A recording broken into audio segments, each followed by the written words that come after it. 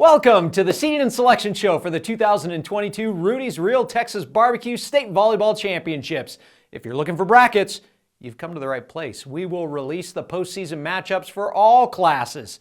First, a couple shout outs for those watching today. I know the Hope Huskies are out there watching. Melrose is out there for a get-together with their coach. The Goddard Rockets have been waiting for at least an hour for the show to start, right? Santa Rosa is getting together for a meal and the show. I hope you're saving me some leftovers once we're done here. Escalante wanted a shout out. You got one.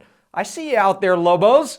And to everyone else watching, thank you for your attendance as we announce the teams that are in the postseason. But before we get to that, we always like to remind everyone how the seeding and selection process works. The seeding process is not the NMAA sitting in a room randomly deciding who should be the 1 seed, the 2 seed, etc., etc. It is not that. What it is a process that is all data driven. The following criteria is used to determine a team's seed. We look at finish in regular season district play, max preps rankings, overall record, wins against district champs regardless of class, member school input, that's the coach's input in their rankings, and any head-to-head matchups. The schools are compared to one another with each of those criteria points, and the seeding is determined like one big math problem. It's all based on the numbers and the data. In the event of a tie among those criteria points, head-to-head will be used to break the tie. If there is no head-to-head competition or head-to-head competition is tied, then max preps strength of schedule will be used to break the tie. There is no input given by NMAA staff. Did everyone hear that?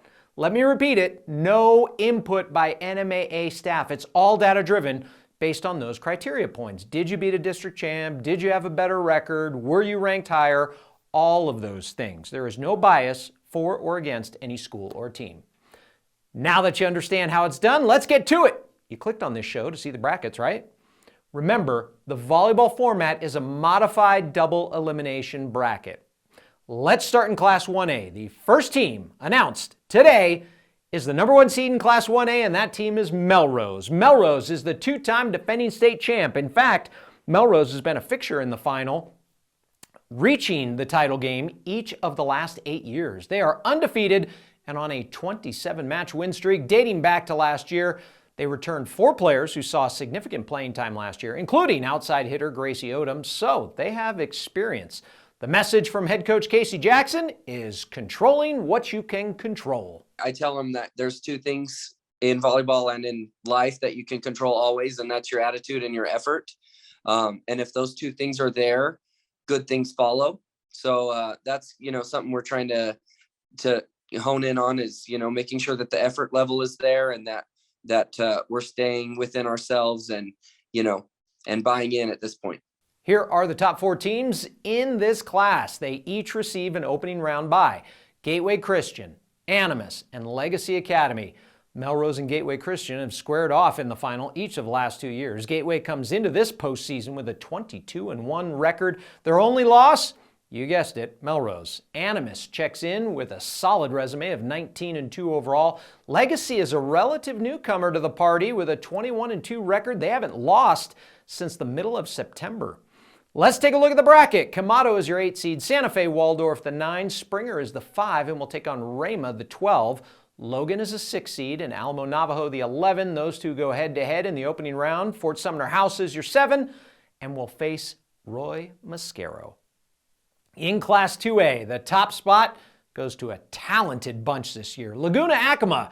Laguna Acoma is the defending state champ. They have another solid squad, and they start the postseason as the number 1 seed. Laguna Acoma earned the top spot with a 22-1 record. They were on a 31-match win streak dating back to last season until Santa Fe Indian School took them down 3-2 this past weekend. But they still were ahead of everyone else in the criteria points for seeding. Here are the top 4 teams in this class. They each receive an opening round bye. Santa Rosa, Texaco, and Capitan. Capitan is 18-5 on the year. Texaco is in the postseason without head coach Kristen Scanlon for the first time in a long time. The Wolverines are led by first-year head coach Gabriel Jones. Texaco and Santa Rosa tied in district, but Santa Rosa beat them on criteria points. So Santa Rosa is the 2 and Texaco the 3. Santa Rosa has 5 seniors, and they're an athletic group. Middle blocker Amanda Sanchez really sets the tone for this one. Head coach Kevin Ortiz has been with Santa Rosa for 12 years and says this year's bracket is wide open. 2A is going to be one of the most exciting brackets that you guys are going to watch this year. I think we just got to show up and play great volleyball and see who's going to make it all the way to the top. Let's take a look at that bracket. Hagerman and Manal will meet in the 8-9 matchup. Escalante, go ahead and cheer. You're in as 5, and we'll meet Mora, the 12. Tularosa is the 6, and we'll take on 11 seed Eunice. Cloudcroft is the 7 seed, and we'll take on Tatum, the 10. Cloudcroft won it all in 2020. On to Class 3A. Last year's runner-up is this year's number 1. St. Michael's, the Lady Horsemen, are 22-1 on the year. Their only defeat is a 5-setter against rival Robertson a little over a week ago. St. Michael's has played in the final 3 of the past 4 years, winning it all in 2018. Robertson won it all last season, beating St. Michael's in the final. They're the 2 seed. Hot Springs is the 3 and Santa Fe Indian School the 4. Hot Springs is 22-1. Their only loss is to St. Michael's. Brooklyn Garcia leads her classification in assists. Logan Woods and Hannah Hawkins can put it down, and Big Red in the middle, Ava Harrelson, is right there to light things up for them. Respect all and fear none is their slogan this year. I think our girls are very scrappy. I think we've worked on that all summer long. We lost some last year, some of our passers, and I knew that was going to be something that we had to work on in order to run an offense. We had to fall in love with defense. We had to work on our passes. We had to work on serve receive, and I think it's really paying off. We have some great defenders in the back row, and we're scrappy all the way around. Let's take a look at the bracket. Theroux and Cottonwood Classical is your 8-9 opening round matchup. Sandia Prep is the 5. Sandia Prep won it all in 2020. Bosque is the 6, and we'll take on Tucumcari the 11. Navo Prep is in as a 7, and will face 10 seed Ruidoso. In Class 4A, who will be number 1 heading into the playoffs? Any guesses out there? Anybody? Well, anyone who said Goddard, you were right. They're the top seed in 4A. Goddard reached the title game in 2020. The Rockets are on an 11-match win streak. They have 9 seniors. Sofia Valdez, senior middle blocker, has really stepped up. Alyssa Benavidez, the outside middle hitter, is strong. They've only dropped 1 game in their last 9 matches. It does put a little bit of a target on your back. We've had the number 1 seed, I believe, 1 or 2 other times since I've been here. We haven't been able to get the job done yet. But I think it was something that the team really wanted. They really took it to heart and said, when we weren't that number 1 seed for a couple weeks there, they why not? Why aren't we there? And they kind of like, well, we're going to get there. So hopefully we can use this as motivation and say, you know what, we're the number 1 team going in, and it's time to show it to everybody and prove it. Here are the top 4 teams in the class. They each receive an opening round bye. St. Pius is the 2, defending state champ Artesia the 3, and Hope Christian the 4. Now let's take a look at the bracket. Academy is 8 and Silver 9. Pewaukee is the 5, Santa Teresa the 12. Los Alamos is 6. They get Gallup the 11. Aztec is 7 and will meet Four Corners rival Kirtland Central the 10. Now, little explaining. First, Pewaukee and Los Alamos were tied in district, but Pewaukee beat Los Alamos in criteria points. So we have to talk about Pewaukee getting in before we can even discuss Los Alamos.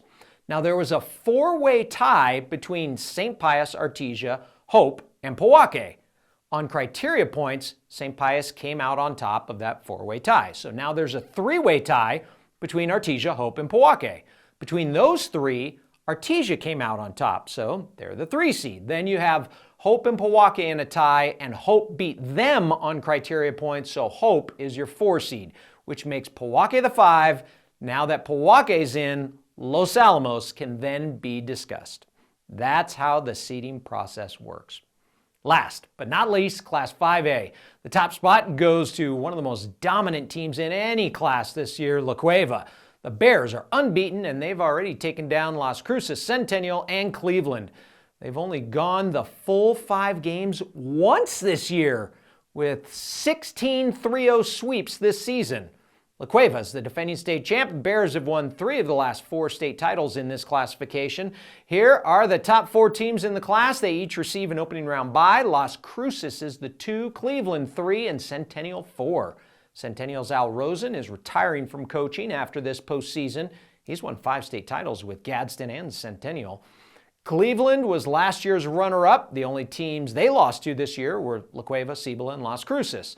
Las Cruces head coach Keith Leupold has won 5 state titles. He could reach the 600 win mark next season. The Bulldogs haven't won a state title since 2001. Alexis Massey is one of their vocal leaders on the court. Addison Massey, freshman outside hitter, is one of their most dominating players. Their coach breaks down the field. You know, the song remains the same. La Cueva obviously is loaded and they're very talented, and Steve's done a nice job with them. Out of that district up on the northwest side of the city, you have Cibola, you have Cleveland, you have Rio Rancho, who are always in the mix. Out of the La Cueva's district, El Dorado and Sandia are strong. And then, you know, we represent, as does Centennial, class 3 5A down here in the southwest corner of the state. I think the state champion comes from that bunch. And obviously La Cueva, who's undefeated, you know, would be the perennial favorite. Let's take a look at the bracket. El Dorado, you are 8, and Los Lunas, you are 9. Prepare to meet this week. Rio Rancho is the 5 seed. Rio Rancho's Toby Manzanares reached the 500-win plateau just last week. He has 7 state titles on his resume. The Rams take on 12 seed Albuquerque High. Cibola is the 6 and will face district foe Volcano Vista, the 11. That's the way the seeding shakes out. Sandia is the 7 and Hobbs the 10. Those two will meet in the opener. The last spot in this one came down to Albuquerque High and Mayfield. When compared against each other, Albuquerque High won coach's input and had a higher district finish. Mayfield had a better Max Preps ranking and wins against a district champ. Their overall record was the same, so it's a 2-2 tie in criteria points, right?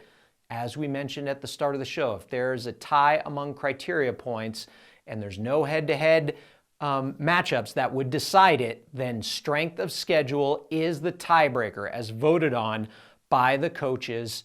And so Albuquerque High had a better strength of schedule. They are in, and Mayfield is out. There you have it, all the brackets, all in one show. Don't forget, you can watch the state championship games this fall on the NFHS network. So get a subscription and log on so you can watch the championship matchups. That's going to do it for the 2022 Rudy's Real Texas Barbecue State Volleyball Championship Seeding and Selection Show. Good luck to all the teams involved. We will see you on the court. And remember to compete with class.